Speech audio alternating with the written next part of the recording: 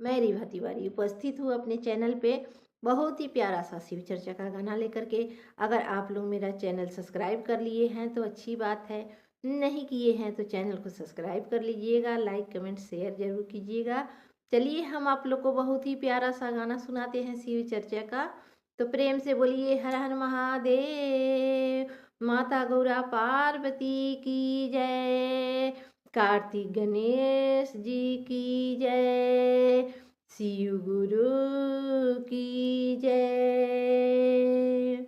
प्रेम से बोलिए हर हर महादेव। चलिए हम आप लोग को गाना सुनाते हैं। गाना को आप लोग पूरा सुनिएगा और लाइक कमेंट शेयर जरूर कीजिएगा। आजू देवघर नगरिया निहाल सखिया, आजू देवघर नगरिया निहाल सखिया,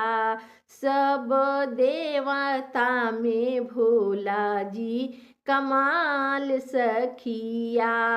सब देवता में भोला जी कमाल सखिया, सब देवता में भोलाजू देवघर नगरिया निहाल सखिया, आजू देवघर नगरिया निहाल सखिया, सब देवता में भोला जी कमाल सखिया, सब देवता में भोला जी कमाल सखिया। हाथ में डमरू आयंग मिर्गा के छाला, हाथ में डमरू आयंग मिर्गा के छाला, हाथ में डमरू आयंग मिर्गा के छाला, मोर अड़भंगिया हो बड़ी मतवाला, हाथ में डमरू आयंगे मिर्गा के छाला,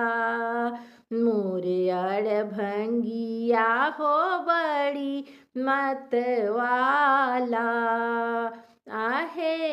चांद शोभेला इनके मल सखिया, आया है सब देवता में भोला जी का माल सखिया, सब देवता में भोला जी कमाल सखिया, आजू देवघर नगरिया निहाल सखिया, आजू देवघर नगरिया निहाल सखिया, सब देवता में भोला जी कमाल सखिया, सब देवता में भोला जी कमाल सखिया, सब देवता में भोला जी कमाल सखिया। हाथ में त्रिशूल शोभे गलवा में नाग जी, हाथ में त्रिशूल शोभे गलवा में नाग जी, देखी वेशभूषा सबे लोग जाला काँप जी, हाथ में त्रिशूल शोभे गरवा में नाग जी, देखी वेशभूषा सबे लोग जाला काँप जी, आहे संगवा में भूत बैताल सखिया, आया है संगवा में भूत बैताल सखिया, सब देवता में भोला जी कमाल सखिया, सब देवता में भोला जी कमाल सखिया, आजू देवघर नगरिया का